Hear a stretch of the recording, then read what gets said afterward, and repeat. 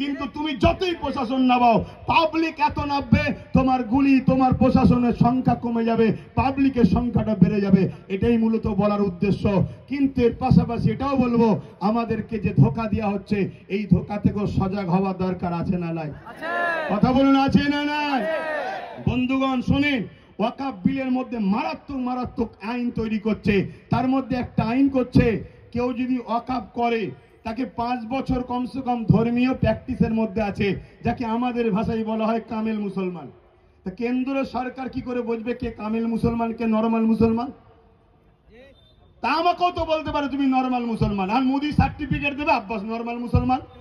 তো মুসলমানের এম বোঝে না, ও আমাকে সার্টিফিকেট দেবে আব্বাস সিদ্দিকী নরমাল মুসলমান। আপনার ইমাম যে 30 বছর, তিনি বলবেন আমি চলে গেছি, যা হয়েছে আমি সব দিয়ে দিলাম, তাকেও বলবে এ নরমাল মুসলমান। এটা একটা ষড়যন্ত্র। এই করে বলবে যারা দান করেছে এরা মুসলমান ছিল না, এরা প্র্যাকটিসিং মুসলমান নয়, তাই এদের সম্পদ ওয়াকফ হবে না। এইভাবে বিভিন্ন ছলে বলে কলে কৌশলে আমাদের ওয়াকফকে লুটার ষড়যন্ত্র করছে। এই জায়গায় আমি প্রত্যেকটা মানুষকে, সচেতন মানুষকে বলবো, আপনারা ঐক্যবদ্ধ হন, সংগঠিত হন।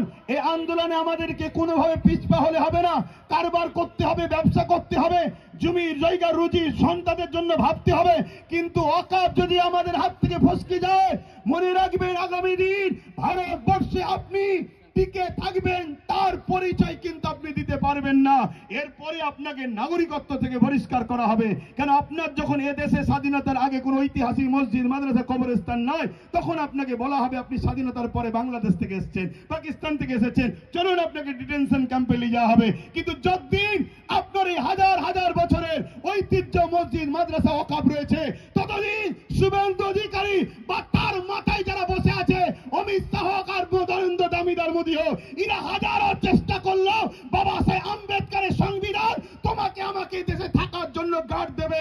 এরা যতই চেষ্টা করো ভারতের মুসলমানদের করে, এরা কখনো ক্ষতি করতে পারবে না, পারবে না, পারবে না।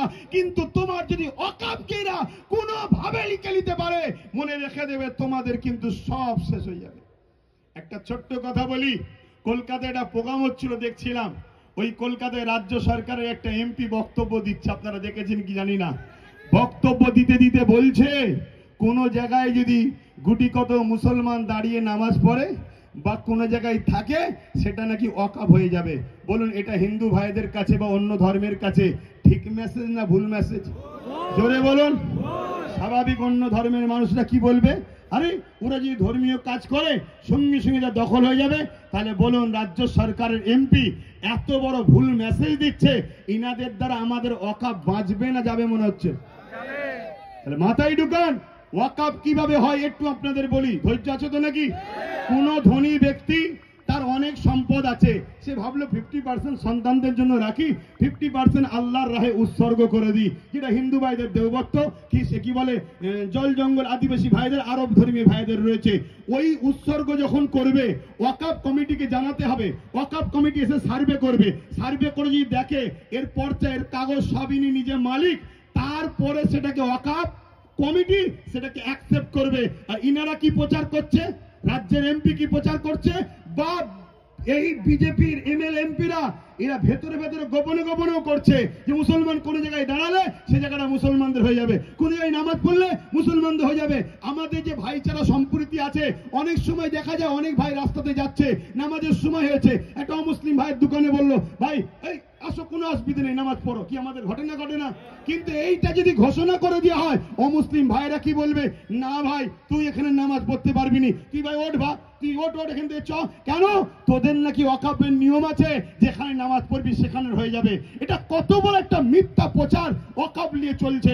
অথচ ওয়াকফ একটা কমিটি রাখা আছে, ওই কমিটি যাতে ওয়াকফ সম্পত্তিগুলো হেফাজত হয়, তার 7% মাসে মাইনে দেওয়া হবে। আজকে সেইটাকে মিথ্যা প্রচার চালাচ্ছে।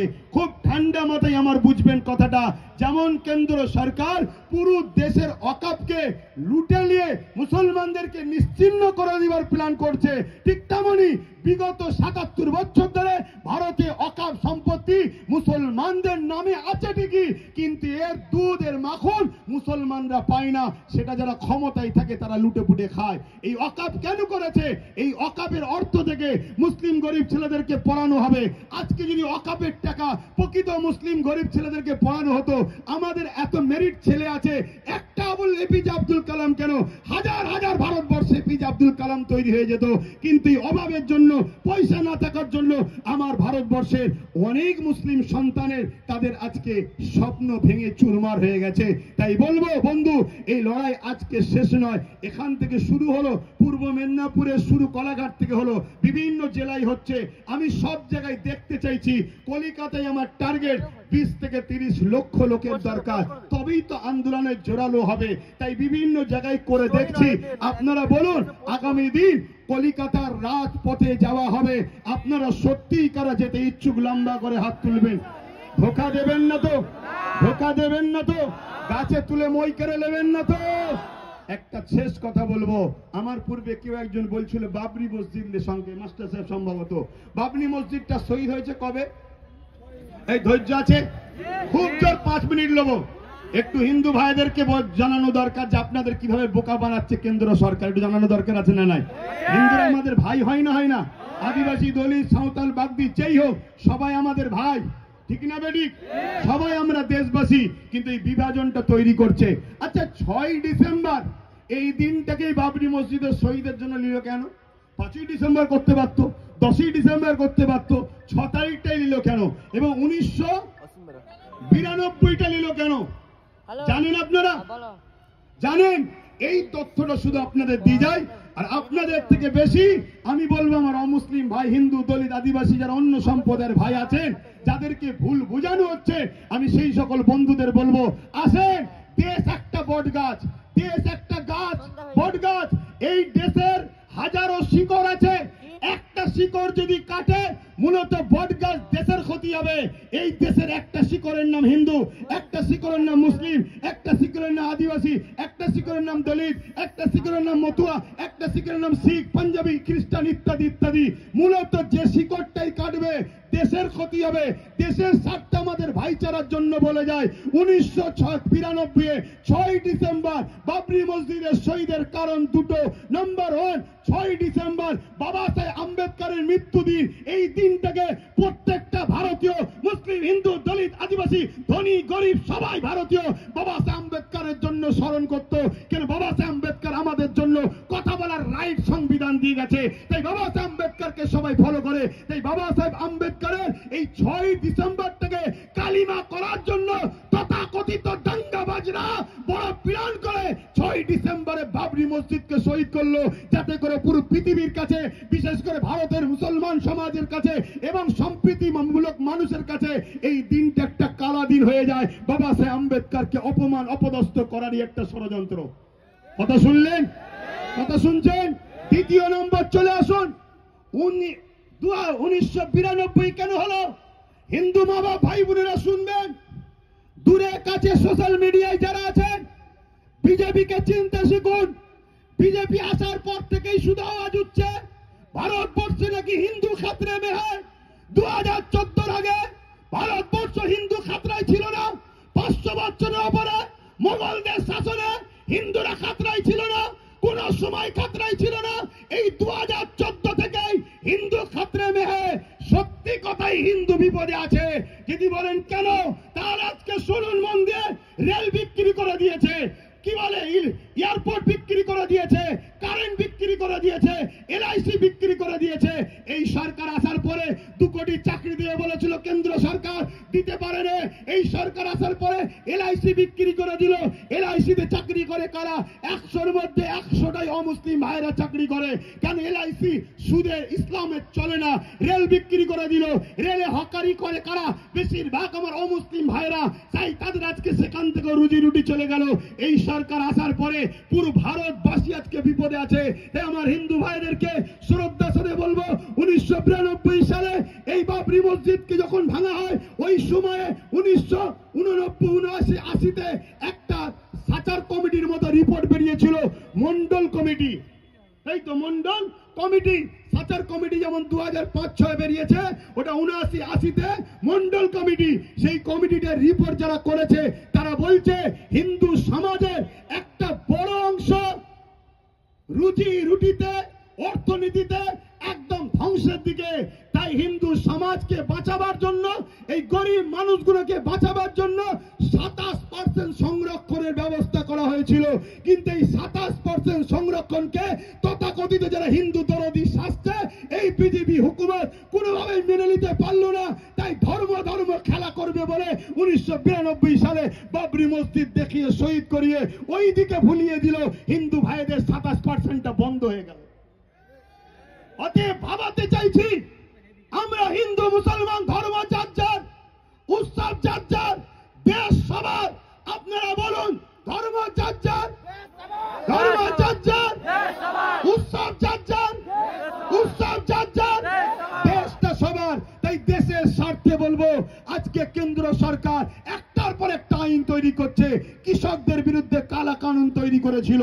কৃষক বন্ধুরা কে হিন্দুকে, খ্রিস্টানকে, দলিতকে, পাঞ্জাবি দেখেনি, তারা কৃষক একসাথে আন্দোলন করেছে।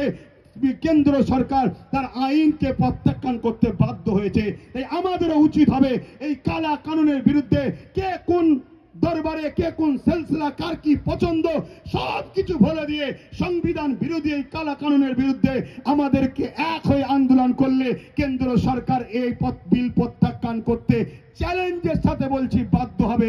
এই এক হয়ে আন্দোলন করার দরকার আছে না নাই? জনগণ আন্দোলনের দরকার আছে না নাই? কিন্তু তাদের সঙ্গে আন্দোলন নয় যারা এখনো আমার রাজ্যে ওয়াকাফকে লুটে রেখেছে। কি বলুন, ঠিক তো নাকি?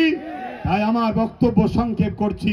তার আগে আরো একবার বলি, দীঘা ছিল ধর্মস্থান নয়, দীঘা ছিল পিকনিক স্পট, টুরিস্ট এলাকা।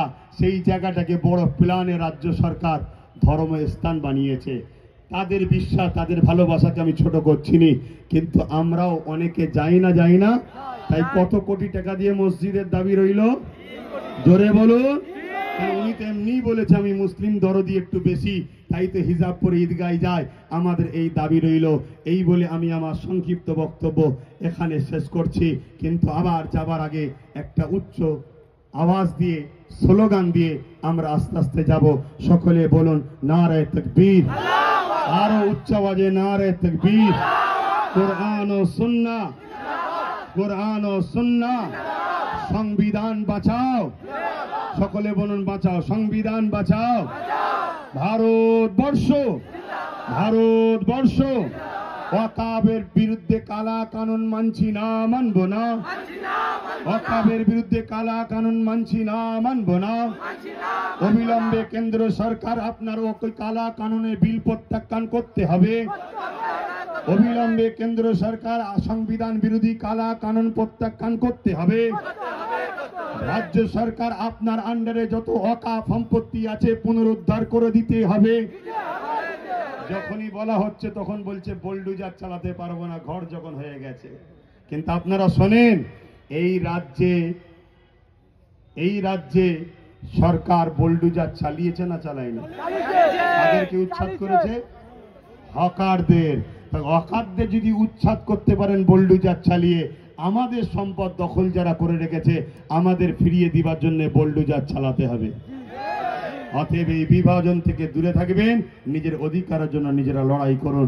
আস্তে আস্তে ফিরে যাবেন যখন ঘোষণা দেওয়া হবে। সুস্থ থাকবেন, ভালো থাকবেন। মনে রাখবেন, এই লড়াই কিন্তু আজকে শেষ নয়। আমি সর্ব জায়গায় জাগাচ্ছি, তারপরে কলিকাতার রাজপথ, ওখান থেকে পুরো দেশ, সব জায়গায় আন্দোলন হচ্ছে। সবাই মিলে আমরা দিল্লি যাব। যেদিন দিল্লি যাব সেদিন শুধু ওয়াকাফ বাঁচানো হবে না, সংবিধান বিরোধী সরকারকে উৎখাত করেই তারপর আমরা ফিরবো। বলুন ইনশাআল্লাহ। আরো চিৎকার দিয়ে বলুন ঠিক না বেঠে? আসসালামু আলাইকুম ওয়া রাহমাতুল্লাহ।